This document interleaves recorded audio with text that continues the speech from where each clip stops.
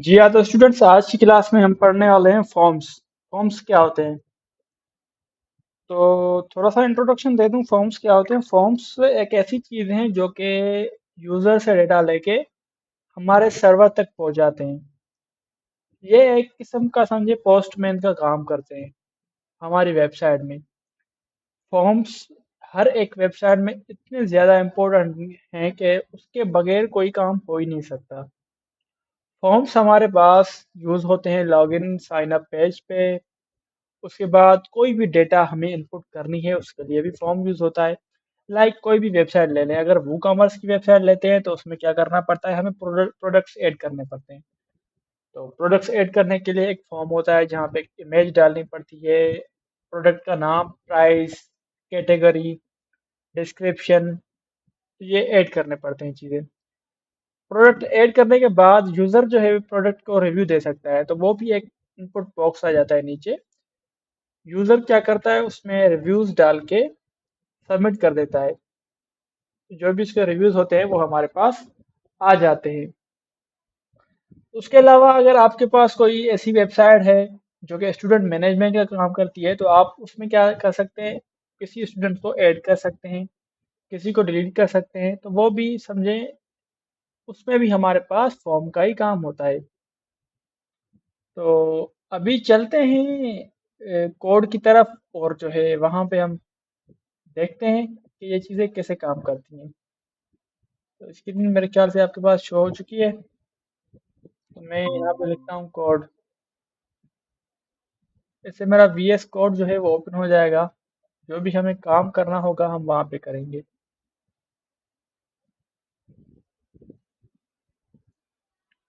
तो हमारे पास फोल्डर तो ऑलरेडी हमारे पास बना हुआ है, जो हम काफ़ी दिनों से इस पे काम कर रहे हैं।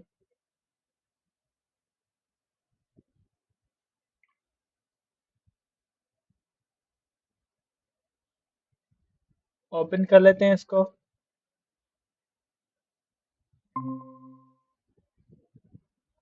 अच्छा, मैंने गलत फाइल को सिलेक्ट किया। यहाँ से ओपन फोल्डर करेंगे।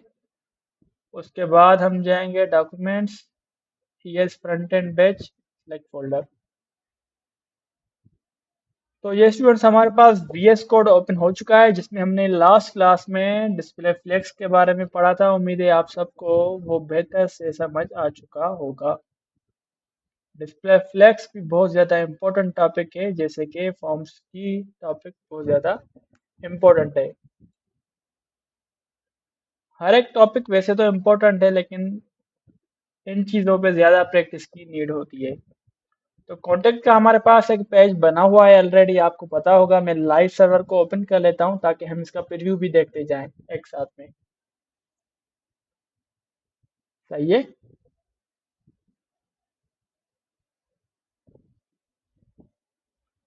कोई कमेंट वगैरह तो नहीं आई? नहीं, चलें ठीक है। तो लाइव सर्वर ऑन हो चुका है हमारे पास। ये हमारा कॉन्टेक्ट का पेज है। अभी हम काम करना इस पे स्टार्ट करेंगे। यहाँ पे मैंने लिस्ट आइटम्स आपको पढ़ाए थे, एल आई और जो है U L, order list, unordered list, तो वो चीज़ें मैं यहाँ पे ख़त्म कर दूंगा। नेविगेशन बार को रहने देते हैं, फिर उसके नीचे जो भी चीज़ें हैं इसको मैं ख़त्म कर दूंगा। लास्ट क्लास में जो हमने हेडर बनाया था ना, वो इंडेक्स की फाइल में बनाया था सिर्फ। तो हम चाहेंगे इस हेडर को जो है कॉपी करके कॉन्टेक्ट वाले पेज में भी लेके जाएं। सही है।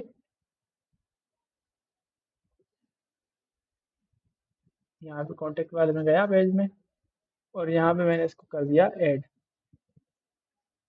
तो कंट्रोल एस की मदद से सेव कर देंगे। तो मेरे ख्याल से एक इशू है कि मेरे पास फाइल सेव नहीं हो रही। ऊपर वाइट डॉट देख रहे हैं, इसका मतलब होता है कि फाइल सेव नहीं हो रही। यहाँ पर क्या लिखा आ रहा है, अनएबल टू राइट फाइल। तो मेरे पास इस फाइल में कुछ ना कुछ मेरे ख्याल से मसला आ चुका है। मैं इस फोल्डर को फिर से री ओपन कर लेता हूँ। कभी कभार मसले आते हैं, तो सॉल्व भी हमें ही करने होते हैं। सिलेक्ट फोल्डर कर लेंगे। यहाँ पे मेरे पास ऑटो सेव का ऑप्शन ऑलरेडी टिक है, फिर भी यहाँ पे कुछ ना कुछ मसले आ रहे हैं।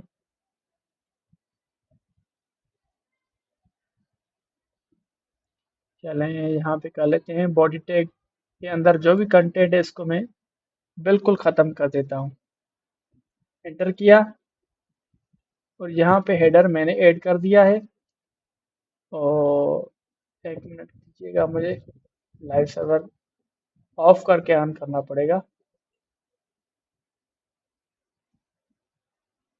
नहीं, फिर भी मसला आ रहा है। चलें मैं देख लेता हूँ उसको, मसले को क्या है। पीएस कोड को क्लोज करके ओपन कर लेते हैं एक मरतबा।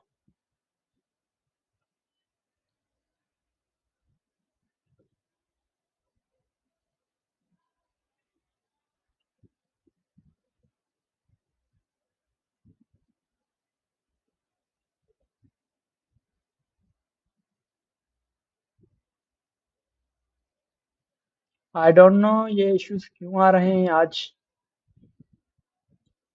चलें इसको मैं अभी क्लोज कर देता हूँ क्योंकि इतना टाइम है नहीं। तो फोल्डर को देख लें, अभी एक न्यू फोल्डर बनाते हैं, उसमें ही काम कर लेते हैं आज।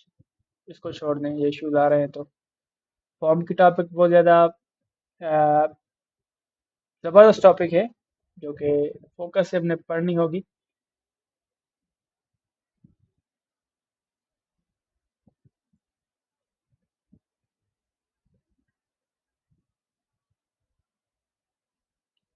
पता नहीं क्या मसले हैं।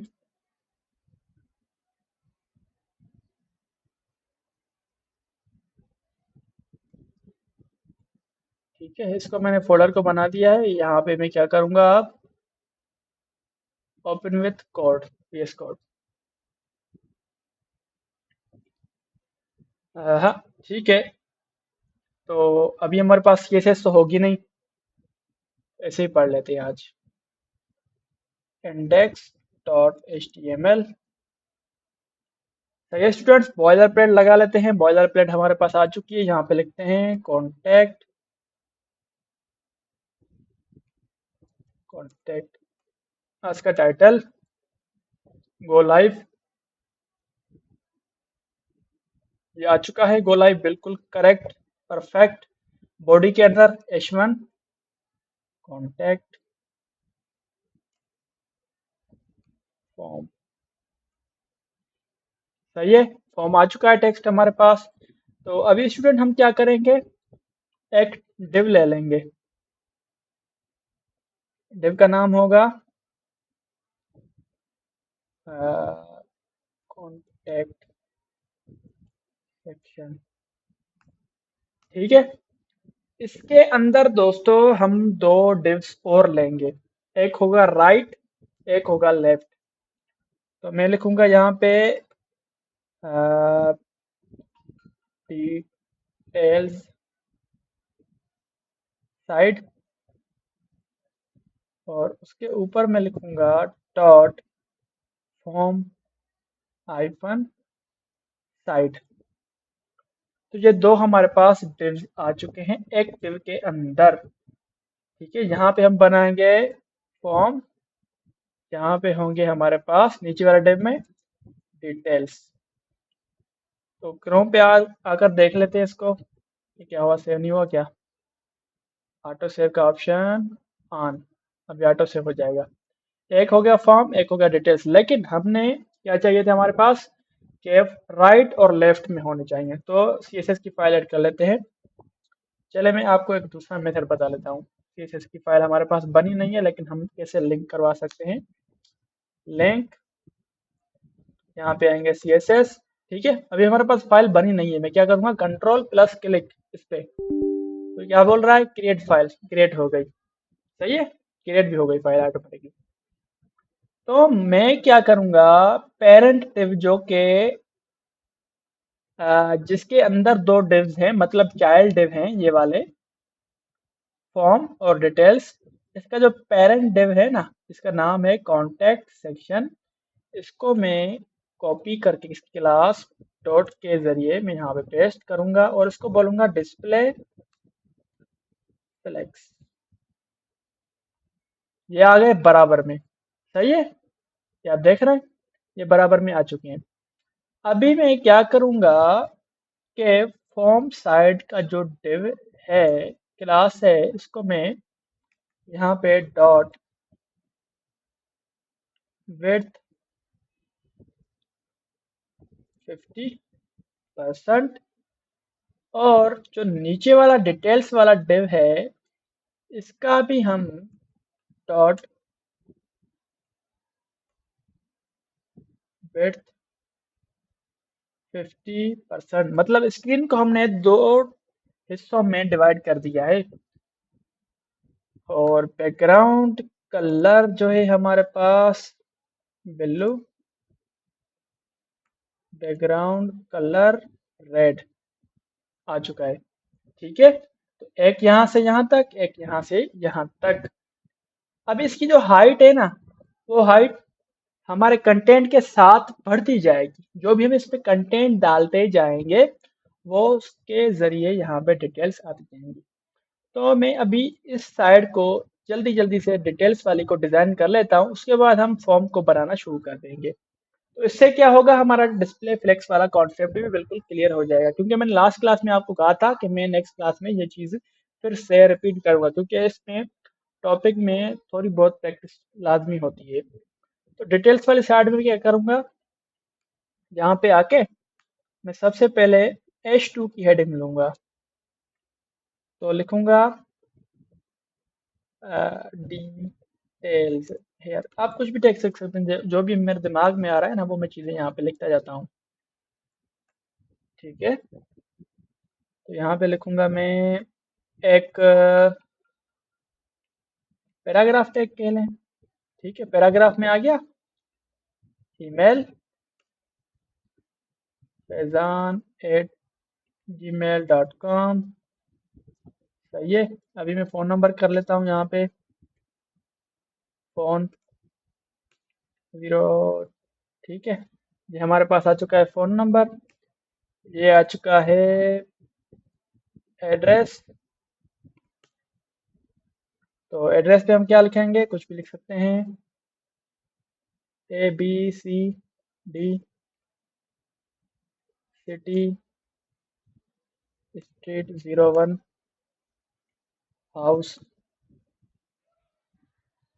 ए पदरा। ठीक है, तो ये हमारे पास आ चुकी है कुछ डिटेल्स। तो अभी मैं देखूं तो क्या हो गया है, हमारे पास ये चीज़ें आ चुकी हैं। तो एक स्पेन टैग का एक यहाँ पे कॉन्सेप्ट होता है, या स्ट्रॉन्ग टैग का मैंने आपको पहले बताया था ना। इसी तरह से एक स्पेन का होता है, स्पेन।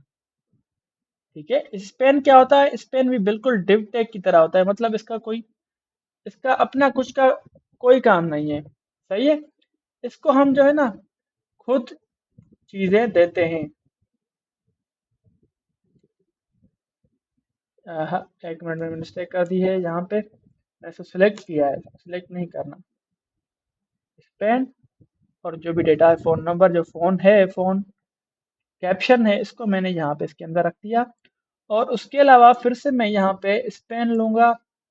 स्पेन टैग कोई काम नहीं करता अपने से। जैसे पैराग्राफ का काम है पैराग्राफ शो करना, इमेज टैग का काम है इमेज शो करना। पैराग्राफ टैग, स्पेन टैग का कोई भी काम अपना नहीं है। तो हम इसको खुद से स्टाइल दे सकते हैं। स्टाइल हम कैसे देंगे कि भाई, आप जो है इस पे भी टारगेट कर सकते हैं इसको। कंट्रोल C मैंने कर दिया। और डॉट क्लास, उसके अंदर जाएंगे आप, आपको एक स्पेन टैग मिलेगा। आप स्पेन टैग के अंदर जाएं, font, font hyphen weight, weight के अंदर आ जाएं। आप इसको 700 कर दें। है, ये थोड़े पतले से हो गए। तो आप इस तरह से ये स्पेन टैग का यूज कर सकते हैं, और जो भी स्टाइल देना चाहें वो आप इनको स्टाइल दे सकते हैं। मतलब एक ही लाइन में हम दो वर्ड्स को मुख्तलिफ स्टाइल दे रहे हैं। ये अक्सर होता है जब वर्ड्स का जो है ना कलर, वो चेंज होता है। एक ही लाइन यूज होती है लेकिन उसका कलर चेंज होता है। ये वहां पे भी यूज हो सकता है। अभी मैं पैडिंग दे दूंगा यहाँ पे, ताकि स्पेस अंदर की साइड से आ जाए। पैडिंग 20 px ट्राई कर लेते हैं क्या होता है। ठीक है, 20 px यहाँ तक ये ऐसा आ चुका है। अभी मैं जो है ना सब बैकग्राउंड कलर उसको अभी कमेंट कर लेता हूँ। सही है, ये हो गया। अभी मैं जाऊंगा फॉर्म वाली साइड पे। फॉर्म वाली साइड पे जाने से पहले मैं कलर को थोड़ा सा ग्रेश कर दूंगा। सही है, ग्रेश टाइप का कलर हो चुका है। और फॉर्म साइड का जो है border 2px solid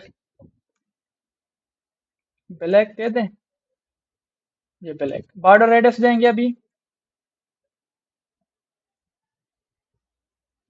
border radius 20px। ठीक है, अभी अंदर से पैडिंग देंगे बिल्कुल सेम जो हमने इसको दी थी। सही है, पैडिंग आ चुकी है। अभी हमने फॉर्म बनाना है यहाँ पे, तो एचटीएमएल में जाएंगे और जो ये वाला डिव है जिसमें हमने डिटेल्स ऐड की हैं इसको हम कोलैप्स कर देंगे, इसको बंद कर देंगे, इसका काम है ही नहीं अभी तो। ये हमने ऐसे बनाया है ताकि हमारा डिस्प्ले फ्लेक्स का कॉन्सेप्ट क्लियर हो जाए। अभी मैं फॉर्म वाले साइड में आ गया हूँ, फॉर्म साइड डिव में आ चुका हूँ। यहाँ पे हमने जो भी चीजें करनी है वो यहाँ पे कर देंगे। सबसे पहले फॉर्म ऐड करने के लिए फॉर्म का टैग ऐड करना लाजमी है। अभी एक्शंस में क्या देना है, एक्शंस जब हम पीएचपी पढ़ेंगे तब हम एक्शंस का पढ़ते हैं कि भाई एक्शंस में हमने क्या क्या चीजें देखनी होती हैं। एक्शन में क्या होता है कि पोस्ट करना होता है, जो भी हम डिटेल्स डालते हैं वो हमारे पास सर्वर में सेव होनी चाहिए। तो आप यहाँ पे इसके बारे में देख सकते हैं, गूगल पे भी इसके बारे में देख सकते हैं। अगर आपको पीएचपी की नॉलेज जब होगी, आप जब कोर्स करेंगे वो वाला, तो आपको फॉर्म के बारे में पता चल जाएगा। आप यहाँ पे पोस्ट लिखते हैं, आप यहाँ पे गेट लिखते हैं। ठीक है, तो अभी मैं इसको रहने देता हूँ एम्प्टी। फॉर्म के अंदर आ चुका हूँ, ओपनिंग एंड क्लोजिंग टैग के अंदर। तो स्टूडेंट्स नोट करिए, फॉर्म में एक चीज होती है जिसमें यूजर वैल्यू डालते हैं, तो उसको क्या बोलते हैं। तो मैं समझ सकता हूँ यूजर जो भी वैल्यू डालते हैं उसको हम बोल सकते हैं इनपुट बॉक्स, जिसमें यूजर इनपुट करता है वैल्यू। इनपुट बॉक्स कैसे लिखते हैं, फॉर्म में कैसे ऐड करते हैं, वेब पेज पे कैसे शो करते हैं, उसके बारे में भी हम पढ़ेंगे। वो भी टैग्स होते हैं इसके, फॉर्म के अंदर वो टैग्स यूज होते हैं। तो वो फॉर्म के अंदर टैग यूज करने के लिए हमारे पास जो कीवर्ड होता है उसका नाम है इनपुट। इनपुट कंट्रोल एस कर दिया ताकि ये सीक्वेंस में आते जाए। तो एक फॉर्म टैग आ गया, फॉर्म टैग के अंदर हमने दे दिया है एक इनपुट। इनपुट में इसका नाम देंगे हम यूजर नेम, और आईडी दे देंगे, चलें यूजर नेम दे देते हैं, यूजर नेम। अभी देखते हैं फ्रंट एंड पे क्या होता है। ये हमारे पास एक बॉक्स आ चुका है जिसमें हम खुद से वैल्यू डाल सकते हैं। सही है, तो इसके अंदर जो एट्रीब्यूट्स लगे हैं इनके बारे में डिटेल्स होनी चाहिए, हमें इसके बारे में भी सर बताएं। तो डिटेल्स ये हैं कि जो टाइप होता है, ये टाइप डिफाइन करता है कि किस तरह की वैल्यू हम फॉर्म के इनपुट बॉक्स में डाल सकते हैं। अभी टेक्स्ट है ना, तो मैं इसमें ABCD 1 2 3 4 @ सिंबल्स कोई भी चीज मैं इसमें डाल डाल सकता हूँ, ऐड कर सकता हूँ। अभी मैं इसका टाइप जो है चेंज करके नंबर कर दूं तो क्या होगा। तो यहाँ पे ऑन स्क्रीन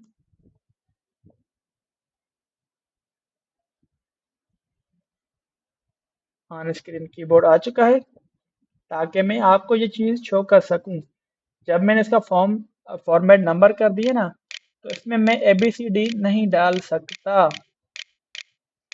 सही है, मैं इसमें सिर्फ नंबर डाल सकता हूँ। ये है हमारा फॉर्म टैग का इनपुट वाला एलिमेंट जिसमें हम वैल्यूज डालते हैं। सर हमने देखा है जब भी फॉर्म होता है ना, उसके साइड में या उसके ऊपर एक टेक्स्ट होती है कि इसमें ये चीज ईमेल डालो या इसमें एक पासवर्ड डालो। वो कैसे होते हैं, चले मैं आपको बता देता हूँ। इनपुट के ऊपर आएंगे, यहाँ पे लिखेंगे लेबल। लेबल फॉर किसके लिए, तो मैं कहूंगा यूजर नेम के लिए। बिल्कुल सेम टेक्स्ट कॉपी पेस्ट करेंगे और यहाँ पे लिखेंगे यूजर नेम, या कुछ भी लिख सकते हैं यहाँ पे, वो तो मसला ही नहीं है। एंटर यूजर नेम, वो तो हमारी मर्जी होती है, यहाँ पे हम कुछ भी लिख सकते हैं। देख सकते हैं ये हमारे पास ये चीज आ चुकी है। और इसके अंदर अभी टाइप जो है ना अभी चेंज करनी होगी। अभी मैं यहाँ पे टाइप लिखूंगा अपना टेक्स्ट। ठीक है, तो यूजर नेम के साथ ही एक और हमारे पास क्या होती है लेबल, जिसमें पासवर्ड डालते हैं। तो मैं कहूँगा लेबल जो है ना वो पासवर्ड के लिए हो, फॉर पासवर्ड, और यहाँ पे लिखूंगा एंटर पासवर्ड। और इनपुट फील्ड मतलब जिसमें मैं वैल्यू डालूं, अभी मैंने यहाँ पे देखे ना, enter your email user name enter your password, अभी इनपुट बॉक्स नहीं आई। इनपुट इनपुट आ चुकी है, इसको मैं बोलूंगा कि भाई इनपुट जो हो ना वो आप लें पासवर्ड।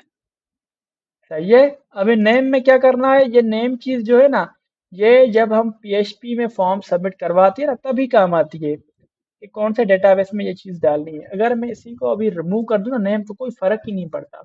आईडी में दे दूं इसको, आईडी में कहा मैंने पासवर्ड, पासवर्ड हो चुका है हमारे पास। तो बी आर टैग ऐड करूंगा ताकि ये लाइन ब्रेक हो जाए इनके बीच में। सही है, ये ऊपर नीचे आ गए। तो अभी यहाँ पे मैं यूजर नेम डालता हूँ फैजान, नीचे आकर मैं क्या करूंगा पासवर्ड। तो मैं जब पासवर्ड डालता हूँ ना, देख रहे हैं आप डॉट्स आ रही हैं, ये डॉट्स आ रही हैं, लेकिन मैं तो यहाँ पे स्पेलिंग डाल रहा हूँ ना। ऑन स्क्रीन कीबोर्ड, इस पे क्लिक किया, ये देखें,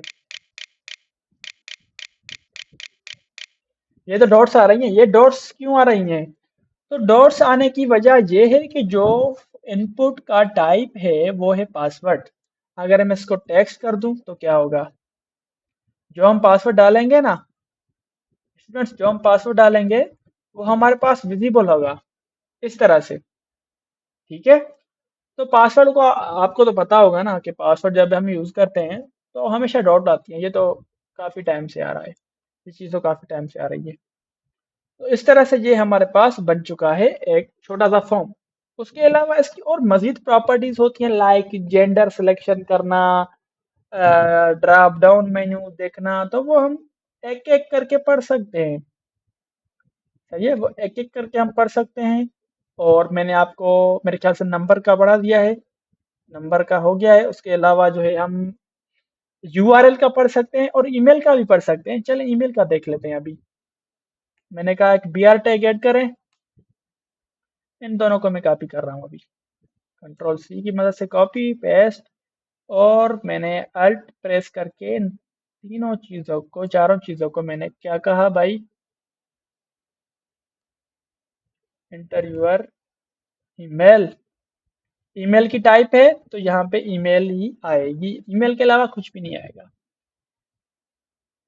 ये ईमेल देख रहे हैं, मेरे पास सजेशंस में ईमेल आ चुकी हैं ऑलरेडी, क्योंकि ये ईमेल की ही टाइप है। इसमें मैं एबीसीडी डाल सकता हूँ, लेकिन जब मैं सबमिट करूंगा ना तो यहाँ पे बोलेगा नहीं भाई, ईमेल तो ईमेल आना चाहिए। चले मैं आपको दिखा लेता हूँ, P R input BTN submit. एक मिनट दीजिएगा ताकि मैं चेक कर सकूं। ये वर्क नहीं कर रहा, एक मिनट चेक कर लेते हैं क्या मसला आ रहा है। टाइप सबमिट, ठीक है, टाइप सबमिट में अभी यहाँ पे मैं डाल चुका हूँ ईमेल पासवर्ड। ये देख रहे हैं, बोल रहा है कि इस फील्ड में एट द रेट मिसिंग है, at the rate in the email address is missing and at the rate, मतलब ये ईमेल के अलावा जाएगा ही नहीं फॉर्म में। अभी मैं इसमें डाल के डॉट कॉम कर लेता हूँ, gmail.com एंटर किया, ये फॉर्म समझे सबमिट हो चुका है। अभी हमारे पास बैकएंड नहीं है ना, तो वो डेटा वहाँ पे स्टोर नहीं होती। तो इस तरह से ये चीज़ें होती हैं। ईमेल हमारे पास आ चुका है। हमने एक चीज़ और पढ़ी, टाइप सबमिट। इसमें वैल्यू जो है हम जो भी टेक्स्ट ऐड करवाना चाहें वो हम दे सकते हैं। अभी मैंने कहा कि यहाँ पे लिखें स्टोर, तो क्या होगा, यहाँ पे आ चुका है स्टोर। तो ये टेक्स्ट का जो है ना वैल्यू है यहाँ पे। और उसके अलावा स्टूडेंट्स हमारे पास एक और चीज़ होती है, यहाँ पे हमने डेट सिलेक्ट कर लेते हैं, डेट। तो मैं यहाँ पे इनको यहाँ पे मैं लेबल ऐड करूँगा for date, enter your date, date of birth. और यहाँ पे आ चुके हैं डेट, ये हो गया डेट। सही है। तो यहाँ पे हम डेट सिलेक्ट कर सकते हैं इस तरह से। ईयर चेंज करना है तो ईयर चेंज हो जाएगा, यहाँ से 2026 में गए, फरवरी की कौन सी तारीख है, मैंने कहा 5 तारीख, स्टोर कर दीजिए, ठीक है। तो इस तरह से ये होती है, और डेट एंड टाइम भी होता है, मतलब टाइम भी सिलेक्ट कर सकते हैं हम, टाइम। तो यहाँ पे गए, क्या हो गया,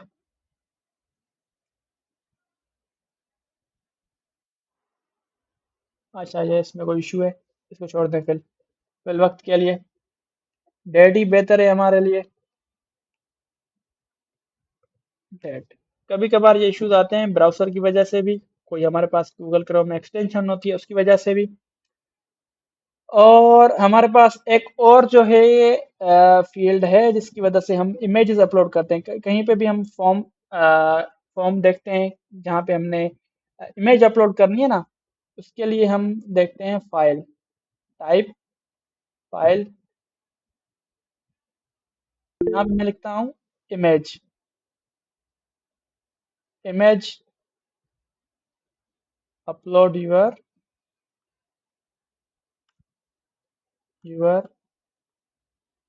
प्रोफाइल, ठीक है। यहाँ पे मैं इमेज सेलेक्ट कर सकता हूँ अपने पीसी से, इस तरह से। तो ये हमारे पास वुमेन डॉट पी की एक इमेज आ चुकी है, सही है स्टूडेंट्स।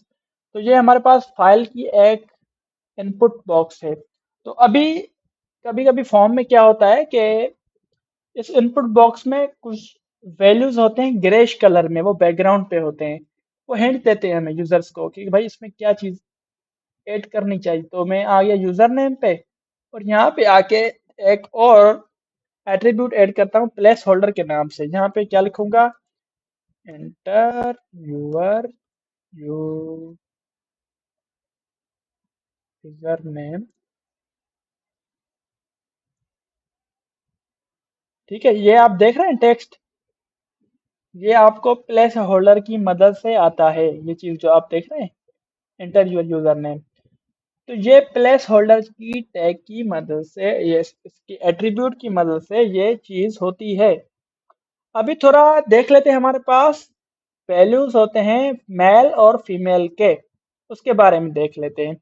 तो मैं यहाँ पे सबसे पहले आऊँगा, आपको पता है br टैग ले लूँगा, br टैग ऑलरेडी मेरे पास है, यहाँ पे मैं लिखूँगा लेबल, लेबल फॉर जेंडर, लिखूँगा सेलेक्ट यूर जेंडर, सही है। उसके बाद मैं आऊँगा यहाँ पे इनपुट पे, इनपुट पे आके यहाँ पे लिखूँगा रेडियो, ये इसका टाइप है रेडियो, जो गोल बटन्स आते हैं ना जिसपे हम सिलेक्ट करते हैं, स्टूडेंट्स क्या सिलेक्ट करते हैं, जेंडर। तो नेम का एट्रीब्यूट यहाँ पे लाजमी है, ताकि ये नेम का एट्रीब्यूट क्यों लाजमी है मैं आपको बताऊंगा।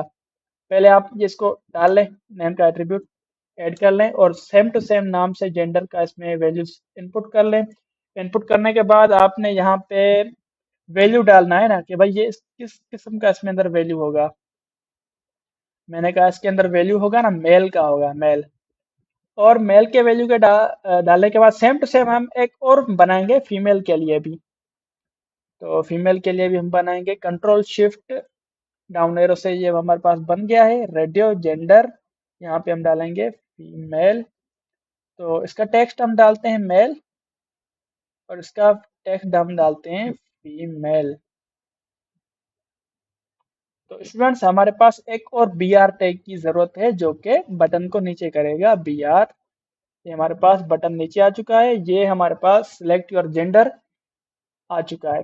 तो जेंडर जो है, मैंने नेम वाला जो एट्रीब्यूट है वो आपसे क्यों ऐड करवाया, तो ये ऐड करवाने की एक वजह होती है, जब मैं मेल पे सिलेक्ट करूँ ना तो फीमेल जो है ऑटोमेटिक अनटिक हो जाए, अगर मैं फीमेल पे टिक करूँ तो मेल जो है ऑटोमेटिकली अनटिक हो जाए। तो क्योंकि एक ही बंदे के दो जेंडर्स तो हो नहीं सकते, उस वजह से ये चीज हम डालते हैं यहाँ पे। अभी मैं इसको क्या करता हूँ स्टूडेंट्स, अच्छा ऐसे नहीं होगा, इसको मैं कट कर लेता हूँ अभी, इसको भी और इसको भी। अभी देखते हैं क्या होता है, कुछ होता है फर्क, इससे पड़ता है या नहीं।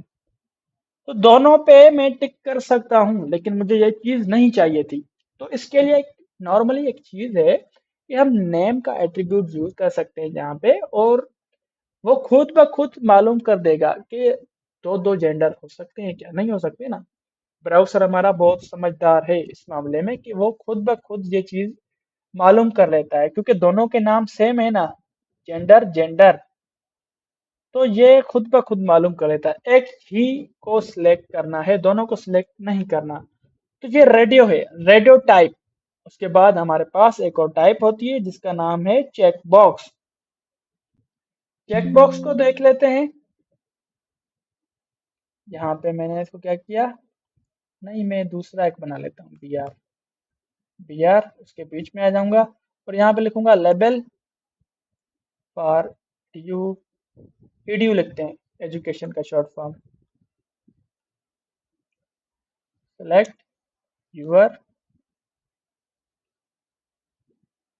एजुकेशन। सही है स्टूडेंट्स, अभी मैं यहाँ पे लिखूंगा इनपुट, और इनपुट का जो है टाइप है वो चेक बॉक्स। चेक बॉक्स में क्या होता है, टिक मार्क वाला हमारे पास आ जाता है। तो मैं यहाँ पे लिखूंगा नाम इसका, भाई आप जो है कर लें इसका नाम ईडीयू कर लें, सेम टू सेम कर लेते हैं ईडीयू। और यहाँ पे मैं लिखूंगा मैट्रिक, 3 कर लेते हैं, अभी 4, 3 कर लेते हैं, ठीक है। और इंटर ग्रेजुएशन, अभी मैं इसका वैल्यू देख लेता हूँ हमारे इस पे पेज पे। तो हम चेक बॉक्स की मदद से तीनों के तीनों को सिलेक्ट कर सकते हैं, क्योंकि मैंने मैट्रिक की है, इंटर की है, ग्रेजुएशन की है, तीनों चीज़ें की है। अगर मैंने ग्रेजुएशन नहीं की तो मैं मैट्रिक और इंटर तो कर चुका हूँ, मैंने सेलेक्ट कर दिया और मैंने सबमिट कर दिया। यहाँ कभी कभी हम ये चीज़ डाल सकते हैं कि भाई आपने कोविड वाला जो है वैक्सीन लिया है, टिक है। या ऐसा कहें कि आपका पासपोर्ट बना है, टिक है। आपकी सीएनसी बनी है, टिक है। इस तरह से हम, अगर हमारे पास रिक्वायरमेंट आती है तो हम वहाँ पे ये चीज़ डाल सकते हैं। और यहाँ पे फिर भी हमारे पास वैल्यूज़ का सेक्शन आ जाएगा, ठीक है ना। वैल्यूज़ क्यों आएंगे, क्योंकि डेटाबेस में ये वाली लैंग्वेज नहीं चलती जो हमारे पास टेक्स्ट शो हो रहा है, हम वहाँ पे ये चीज़ डालते हैं, मैट्रिक। तो ये टेक्स्ट हमारे पास डेटाबेस में जाता है, हालांकि ये टेक्स्ट नहीं जाता जो हम यूजर को शो करते हैं, वो वैल्यूज के एट्रीब्यूट से टेक्स्ट जाता है। ये स्टूडेंट, ये चेक बॉक्स थी, मतलब हम मल्टीपल दे सकते हैं सिलेक्शंस, यूजर को अलाउ कर सकते हैं मल्टीपल। उसके बाद हमारे पास कुछ हिडन फील्ड्स होती हैं, टाइप हिडन कर दें वो हाइड हो जाती है, उसका काम इतना खास होता नहीं है। वो इस वजह से ऐड की जाती है कि हर एक फील्ड में हमारे पास कुछ ना कुछ वैल्यू डेटाबेस में जाती रहे, जब भी हम कुछ सबमिट करवा सकें। तो हमारे पास एक और चीज़ है रीसेट की, कि एक हमारे पास हो गया ये सबमिट, एक हो गया रीसेट। और रीसेट का टेक्स्ट मैंने इसको ऐड दे दिया, या क्लियर कर दें इसको, क्लियर, क्लियर। मैं ब्राउज़र पे गया तो यहाँ पे हमारे पास क्लियर आ चुका है। ये क्लियर बिल्कुल खाली हो गया, ये देख रहे हैं, ये क्लियर, ये खाली हो गया। तो फॉर्म को खाली करने के लिए ये क्लियर का वजन है, बहुत ज़्यादा काम आता है। उसके बाद स्टूडेंट्स हमारे पास, अगर आप देखें कि पैराग्राफ ऐड करना है, डिस्क्रिप्शन ऐड करनी है, तो वो यहाँ पे कहाँ आएगी, ये तो बिल्कुल छोटी एक लकीर है ना। तो उसके लिए हम दूसरी, हमारे पास एक टाइप आती है, मैं बी आर टैग ऐड करके आपको दिखा देता हूँ, जिसमें हम मल्टीपल टेक्स्ट, मतलब multiple line of text add कर सकते हैं, पैराग्राफ वगैरह ये चीज़ हो जाती है। तो उसके लिए उसका नाम है टेक्स्ट एरिया, वो इनपुट नहीं है, वो टेक्स्ट एरिया में आता है। उसका नाम मैं दे देता हूँ कि भाई आप मैसेज कर दें, MESSAG मैसेज। और आईडी जो है इसको मैं दे देता हूँ कि भाई आपकी आईडी लें आप, मैसेज ले लें, MESSAG मैसेज। तो अभी इसमें क्या होगा, देख लेते हैं। अभी मैं गया अपने वेबसाइट पे, यहाँ पे देखूँ तो एक छोटी सी हमारे पास मैसेज की बॉक्स आ चुकी है। इसको मैं बड़ा और छोटा कर सकता हूँ इस आइकन की मदद से, जो आइकन है ना कॉर्नर में, इसकी मदद से। क्या हम बाय डिफॉल्ट इसमें कुछ चीजें रोज एंड कॉलम डिफाइन कर सकते हैं, कितनी रोज ले, कितनी कॉलम्स ले। मैंने कहा 4 रोज, तो ये 4 रोज, 1 एंटर 2 3 या 4। अभी मैं इसको 5 कर दूंगा, क्या होगा आपको पता है? मैं इसमें 5 लाइंस दे सकता हूँ, 1 2 3 4 5। और अभी बात करते हैं कॉलम्स की। तो कॉलम्स में क्या होता है, उसका जो एट्रीब्यूट है उसका नाम है कॉल्स। और कॉल्स में मैं कहूंगा कि भाई आप 50 लेटर्स एक ही लाइन में ऐड कर सकते हैं। 50, 1 2 3 4 5 6 7 8 9, ठीक है, इस तरह से आप ऐड कर सकते हैं इसमें 50। ओके, तो मेरे ख्याल से ये आपको चीज़ क्लियर हो गई होगी। और उसके अलावा हमारे पास ड्रॉप डाउन मेन्यू होता है।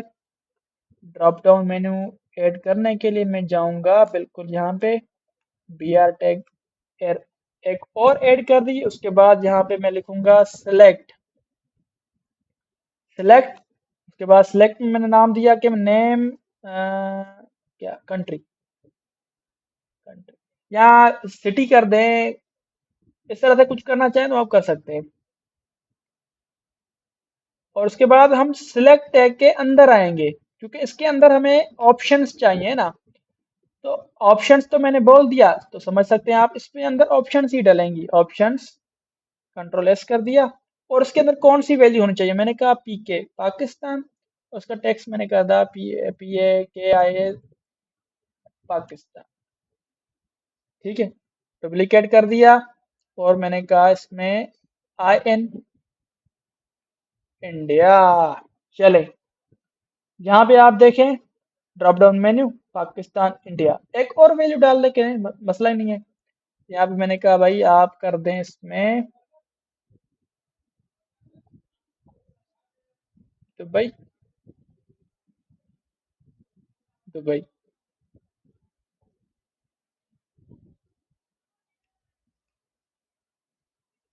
दुबई हो गई। ये हमारे पास जहाँ पे आ चुकी है। अभी इसका मैंने जो है ना वो नहीं दिया लेबल। तो लेबल के लिए मैं क्या कहूँगा कि भाई फॉर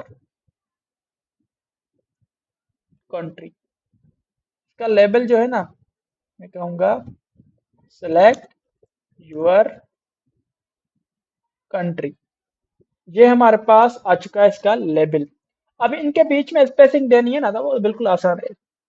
तो स्पेसिंग के लिए आप देख सकते हैं कि भाई जो लेबल है ना वो हमेशा सबसे ऊपर आता है। तो मैंने कहा भाई आप चाहें इस क्लास के अंदर आपको एक फॉर्म मिलेगा, कंट्रोल सी, इसके अंदर आपको लेबल मिलेगा। ठीक है, लेबल मिलेगा, आप कहें मार्जिन टॉप 10 px, चलें बढ़ा लेते हैं 20, बढ़ा लेते हैं। इसमें फर्क नहीं पड़ा। अब फर्क क्यों नहीं पड़ा, एक मिनट और चीज डाल कर देखते हैं, फॉर्म। अच्छा, फिर भी इसमें स्पेस नहीं आ रहा। तो अभी हम क्या कर सकते हैं कि ये चीज नहीं हो रही, क्लास को मैंने टारगेट किया, एक मिनट में सही क्लास को टारगेट कर रहा हूँ। इसके अंदर आए फॉर्म, फॉर्म साइड के अंदर आए, हमारे पास एक फॉर्म है, फॉर्म के अंदर आए हमारे पास एक लेबल है। तो लेबल को हमने कहा कि भाई आप स्पेस ले लें ऊपर से,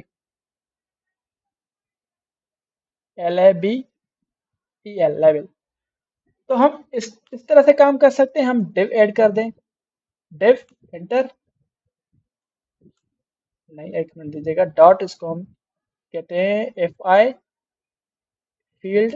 ये डिव हमारे पास आ चुकी है। इस फील्ड में हम क्या करेंगे, आप जो भी एक एक फील्ड है वन बाय वन, हम वहां पे ये चीज ऐड कर सकते हैं, कंट्रोल एक्स करके यहाँ पे ऐड कर देंगे। ठीक है, अभी फील्ड है ना, तो फील्ड को हम क्या कर सकते हैं भाई, आप फील्ड को कोई भी स्टाइल दे सकते हैं, क्लास। तो मैंने कहा भाई फील्ड वाली जो क्लास है ना, इसको आप जो है डॉट FIELD फील्ड। तो मैंने कहा भाई dot border 1 px solid black, ये देख रहे हैं, ये फील्ड है। अभी हमने इसको स्पेसिंग देनी है, हमने कोई भी चीज करनी है वो हम खुद ब खुद कर सकते हैं। अभी हमें मार्जिन चाहिए बॉटम से, तो हम वो भी ऐड कर सकते हैं, बॉटम 20 px पे दे दो। ठीक है, ये नीचे से स्पेस आ चुका है। तो हमें हर एक फील्ड को इस तरह से ये दे सकते हैं। और मजीद जो है इसके चीजें हैं, एट्रीब्यूट्स, वो रिक्वायर्ड हैं। एक रिक्वायर्ड है, और मैक्स और मिनिमम हमारे हमारे पास एक होता है। रिक्वायर्ड से क्या मुराद होती है कि भाई जो यूजर नेम वाली फील्ड है ना, ये बगैर फिल किए आप आगे नहीं जा सकते, रिक्वायर्ड। ठीक है, मैंने एक एट्रीब्यूट ऐड कर दिया है। अभी मैं जब जाऊंगा इस पे और मैं कहूंगा स्टोर, तो क्या बोल रहा है, please fill out this field. इस फील्ड को फिल किए बगैर आप आगे नहीं जा सकते। ठीक है, ये इस तरह से हमारे पास एरर देता रहेगा। तो जैसे मैंने एंटर किया, ये फिर बोल रहा है। तो ये सिंपली कुछ चीजें थी जो कि हमने पढ़ी आज इस क्लास में। तो इनपुट भी हमारे पास हो चुका है सही से, हमने लेबल भी पढ़ लिया है। और इसका अगर मजीद स्टाइल देखें, स्टाइल हम सीएसएस की मदद से इसको दे सकते हैं। सही है, सीएसएस की मदद से हम इनको स्टाइल दे सकते हैं। और मुझे 2 घूंट पानी पीने दें, फिर मैं आपको समझा लेता हूँ।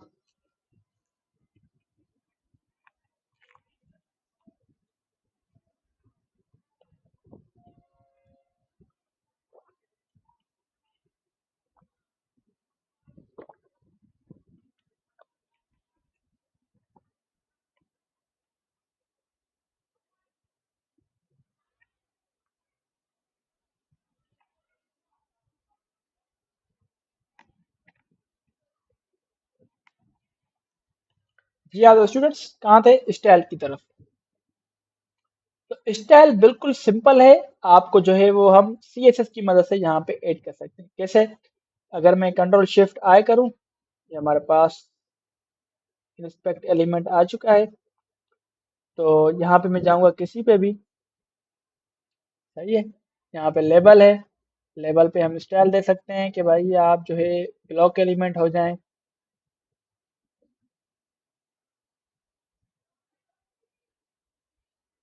Display block. तो ये क्या हो गया कि लेबल ऊपर आ चुका है, लेकिन जो टेक्स्ट है, इसकी डेटा इनपुट है, वो नीचे आ चुकी है।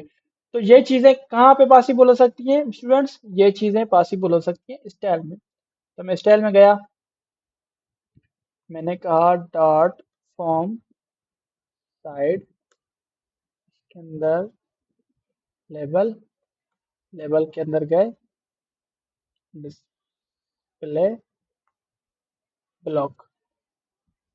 तो अगर यहाँ पे देखें तो कुछ होता है या नहीं, वो देख लेते हैं। ये देखें, ये ऊपर, ये इसके अंदर नीचे आ चुका है। तो अभी क्या करेंगे कि भाई एक और हमारे पास चीज है, इनपुट। सही है, इनपुट में गए और वहां पे मैंने कहा विड्थ, विड्थ इसकी 100% कर दे। तो आप देख रहे हैं, जो भी हमारे पास फील्ड्स हैं, इनकी विड्थ जो है ना, वो 100% हो चुकी है। तो अभी मुझे बताएं, कोई आपको कोई क्वेश्चन हो इसके रिलेटेड, टॉपिक के रिलेटेड।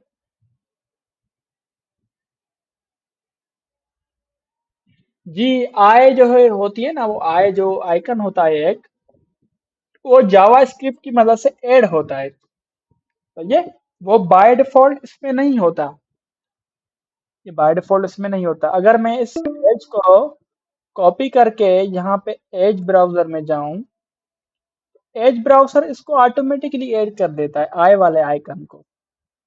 सही है, बाकी अगर हमने ऐड करना है ना अपनी तरफ से अपनी वेबसाइट में, तो वो हम कर सकते हैं students with in help of Java script. अगर मैं यहाँ पे जूम करूँ थोड़ा, तो यहाँ पे आई की आइकन बन के आ चुकी है एज ब्राउजर के अंदर। बाय डिफॉल्ट एज इसको ऐड कर लेता है जब भी वो पासवर्ड वाली फील्ड को फेच कर लेता है हमारी वेबसाइट में, हमारे ब्राउजर में। तो वो यहाँ पे एक चीज ऐड कर लेता है। अभी मैं आपको एक ट्रिक बता देता हूँ। कभी कभी हमारी वेबसाइट्स पे पासवर्ड जो है ना, वो बाय डिफॉल्ट लगे होते हैं, लेकिन हम भूल जाते हैं उन पासवर्ड्स को।